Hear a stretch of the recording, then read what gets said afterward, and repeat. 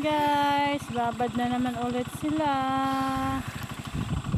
ng kalabaw. Mamayang gabi, kakain po kami sa labas.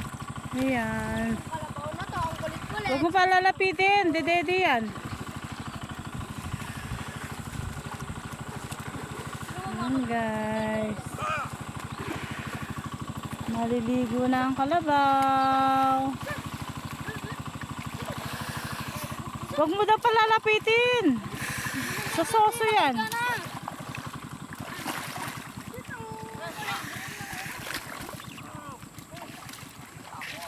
Babad na naman ulit. Babad na naman ulit sila ng kalabaw.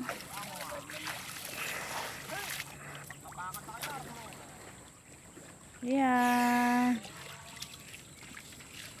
Laguan nyo.